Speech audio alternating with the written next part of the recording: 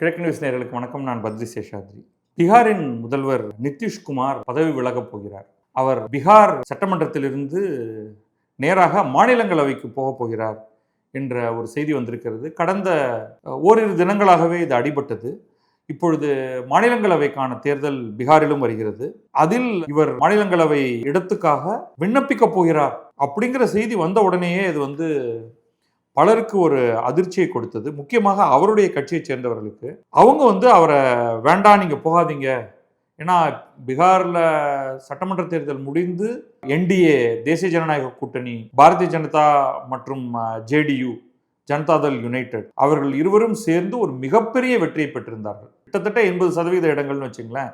மிகப்பெரிய அளவுக்கான இடங்களை அப்படியே அள்ளி இருந்தார்கள். ஒரு பெரிய ஒரு பாப்புலர் வெற்றிக்கு பிறகு, மீண்டும் சீஃப் மினிஸ்டர் ஆனதுக்கு பிறகு வெகு சில மாதங்களிலேயே 3 மாதங்களிலேயே அவர் அங்கிருந்து கிளம்ப போகிறார் அப்படிங்கிறது ஒரு பெரிய ஒரு ஷாக். அவருடைய இடத்துல பாரதிய ஜனதாவுடைய ஒருவர் முதல்வராக போகிறார் என்றும், நிதிஷ்குமாருடைய மகன் நிஷாந்த் அவருக்கு பதிலாக ஆனால் துணை முதல்வராக வரப்போகிறார் என்பதுமாக சொல்கிறார்கள். ஜனதாதள் யுனைடெடுடைய ஒரு அமைச்சர் விஜயகுமார் சௌத்ரி என்ன சொன்னார்னா, இது நிஷாந்த் தான் மகன் தான் ராஜ்யசபைக்கு போகிறதாக இருந்தது.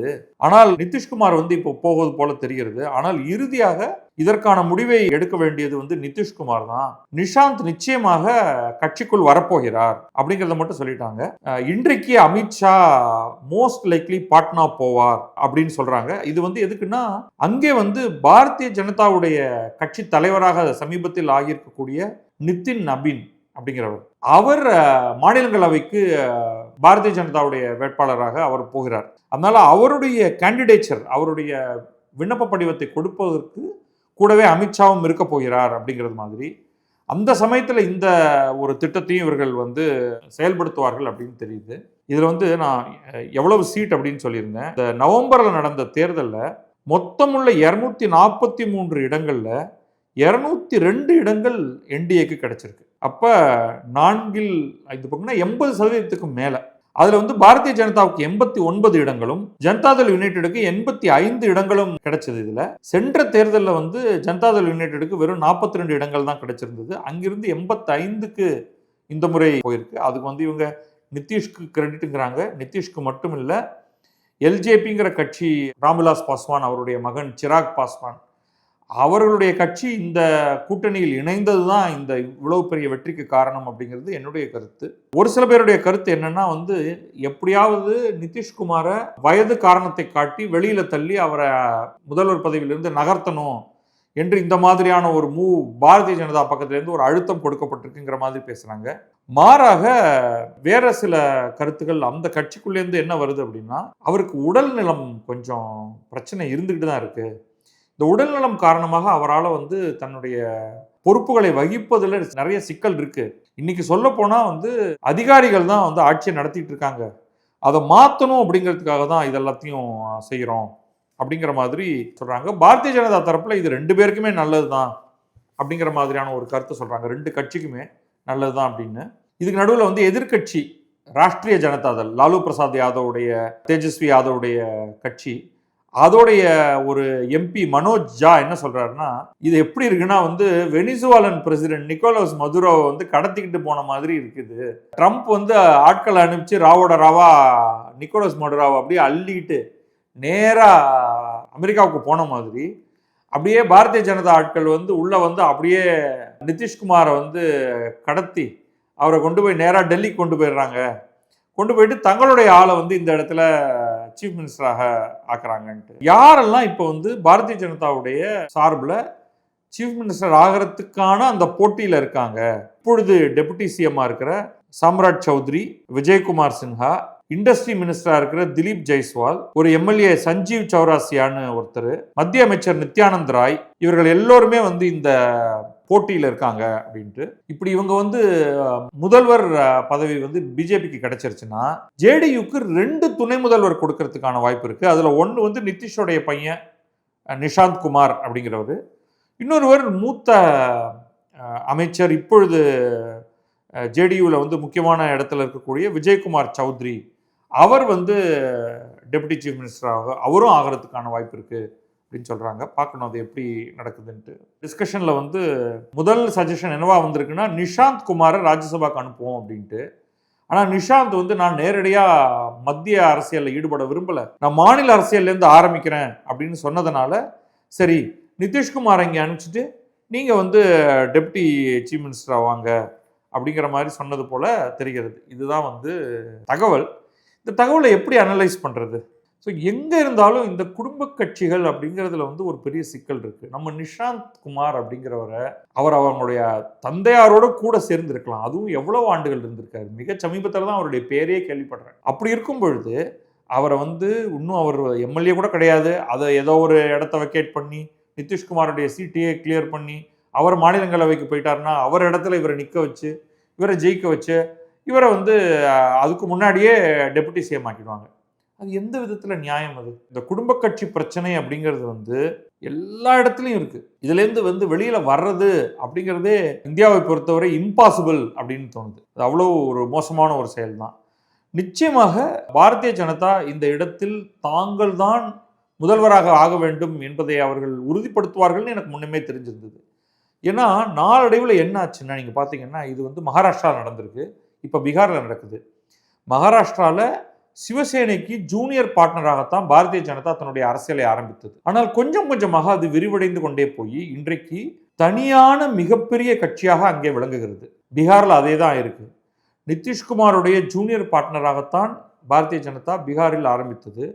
ஆனால் கொஞ்சம் கொஞ்சமாக விரிவாகி இன்றைக்கு அது வந்து ஒரு கணிசமான ஒரு இடத்தை ஈஸியாக தனியாக நின்றாலே பல இடங்களை பெறக்கூடிய ஒரு இடத்துல இருக்கு. இதோடைய நாளடைவில் என்ன ஆகும் அப்படின்னா, பிற இடங்களில் நடந்தது மாதிரியே பீகாருடைய தனிப்பெரும் கட்சியாக பாரதிய ஜனதா இருக்கும். இரண்டாவது ஒரு ஜூனியர் பார்ட்னராகத்தான் நிதிஷ்குமாருடைய ஜேடியு இருக்க முடியும். ஏன்னா அவர்களுடைய ஸ்ட்ரக்சர் அப்படி. நீங்கள் ஏற்கனவே குடும்ப கட்சியாக மாறிவிட்டதற்கு பிறகு அது சுருங்கத்தான் தொடங்குமே தவிர அது விரிவடைவதற்கான வாய்ப்பே இல்லை. அது சுருங்க சுருங்க அதன் இடத்தை அங்கிருந்த ஆட்கள் வந்து பிஜேபியில் சேருவாங்க அப்படின்னு நான் நினைக்கல.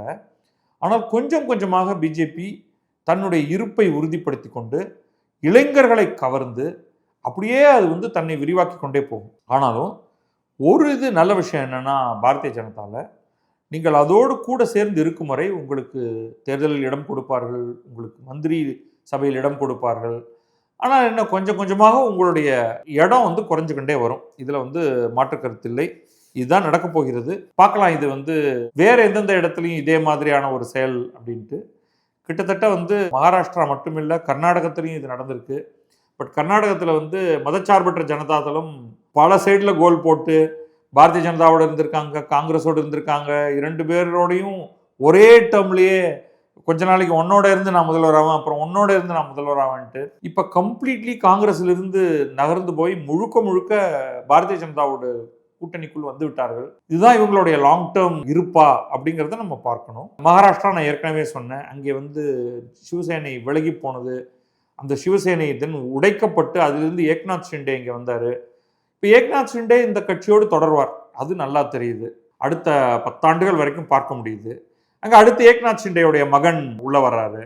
ஸோ பாரதிய ஜனதாவுடைய மாடல் என்னன்னா, எங்களுடைய கட்சிக்குள்ள ஒரு மாதிரியான டெமோக்ராட்டிக் செட்டப் இருக்கும், இங்கேயும் பிள்ளைகள் கட்சிக்குள்ள வருவாங்க. ஆனால் வந்தால் நேரடியாக மேலே போகிறதெல்லாம் முடியாது.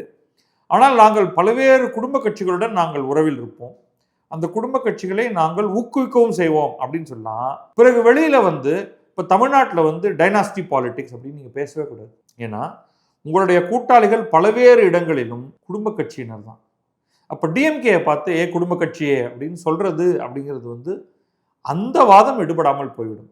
ஏன்னா நீங்கள் வந்து பீகாரில் ஒரு குடும்ப கட்சியோடு தான் உறவில் இருக்கிறீர்கள், கர்நாடகத்தில் ஒரு குடும்ப கட்சியோடு தான் உறவில் இருக்கிறீர்கள், மகாராஷ்டிராவில் அது ஒரு குடும்ப கட்சியாகத்தான் ஆகி கொண்டிருக்கிறது ஏக்நாத் ஷிண்டேயுடைய சிவசேனை, அதோடு தான் உறவில் இருக்கிறீர்கள். ஹரியானாவில் குடும்ப கட்சி உறவோடு எதிர்த்து இப்படி பல்வேறு விதங்களில். ஸோ எங்கே போனாலும் அதுதான் நடந்துகிட்டு இருக்கு. அப்படிங்கும் பொழுது திமுகவும் குடும்ப கட்சியாகவே இருந்து விட்டு போகட்டுமே அப்படின்னு சொல்லிட்டு மற்ற விஷயங்களை தான் நீங்கள் வந்து தேர்தலுக்கான ஒரு பிளாங்காக தளமாக எடுத்துக்கொண்டு அதை பற்றி பேச வேண்டியிருக்கும். ஆனால் நிதிஷ்க்கு இது ஒரு கௌரவமான எக்ஸிட் அப்படின்னு தான் நான் சொல்லுவேன். அவர் நற்ற ஆண்டுகள் பீகாருடைய சீஃப் மினிஸ்டராக இருந்துட்டார். கொஞ்சம் ரிலாக்ஸ்டாக ஒரு ராஜ்யசபை எம்பி ஆகி மேபி முடிந்தால் ஏதோ ஒரு ஹானரரி மினிஸ்ட்ரியும் அவருக்கு கொடுத்து அவரை வந்து ஒரு மாதிரி அரசியல்லேருந்து ஈஸ் அவுட் பண்ணுறது தான் ஒரே வழி. அது நடக்கும். அந்த வரைக்கும் வந்து அவருடைய உடல்நிலையும் கருத்தில் கொண்டு அதை அவர் எடுத்துக்கொள்வது நல்லது தான். நிதிஷ்குமாரும் ஒரு விரிவான ஹிந்தியில் x.comல அவர் ஒரு ட்வீட் ஒன்று போட்டிருக்காரு. 20 ஆண்டுகளுக்கும் மேலாக பீகார் மக்கள் எனக்கு மிகுந்த பெருமையை கொடுத்துருக்காங்க. நான் நாடாளுமன்றத்தில் தான் ஆரம்பித்தேன் என்னுடைய அரசியலை. எனக்கு வந்து இங்கே சட்டமன்றத்தில் எனக்கு நிறைய வசதிகளை வாய்ப்புகளை கொடுத்துருக்காங்க. சட்டமன்றத்தோட 2 அவைகளையும் நான் இருந்திருக்கேன், நாடாளுமன்றத்தோட 2 அவைகளையும் நான் இருந்திருக்கேன், முதல்வராக பல முறை இங்கே இருந்திருக்கேன். நான் தொடர்ந்து உங்களோட நான் உறவில் தான் இருக்க போகிறேன். நான் இப்போ வந்து மாநிலங்களவைக்கு போக போகிறேன் அப்படிங்கிறத வந்து அவர் விரிவாக ஒரு 2-3 பத்தி எழுதியிருக்காரு. ஸோ இந்த செய்தி உறுதியாயிருச்சு. அவர் விரைவில், அதாவது இந்த தேர்தல் முடிந்து அவர் மாநிலங்களவை எம்பியாக அவர் தேர்ந்தெடுக்கப்பட்டவுடன் அதற்கு பிறகுதான் அவர் வந்து ராஜினாமா செய்வார், தன்னுடைய எம்எல்ஏ பதவியையும் முதல்வர் பதவியையும்.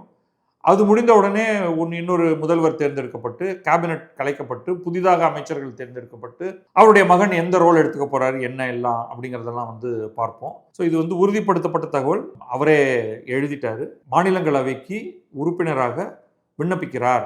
தேர்தல் நடக்குமா இல்லையாங்கிறது வந்து எவ்வளோ பேர் நிற்க போகிறாங்கங்கிறத வச்சு தான் சொல்ல முடியும். அங்கே இத்தனை இடங்கள், அதில் இவ்வளோ பேர் தான் நிற்கிறாங்க அப்படின்னா அத்தனை பேருமே போட்டியின்றி தேர்ந்தெடுக்கப்படுவார்கள். மோஸ்ட்லி அதுதான் நடக்க போகுதுன்னு நினைக்கிறேன்.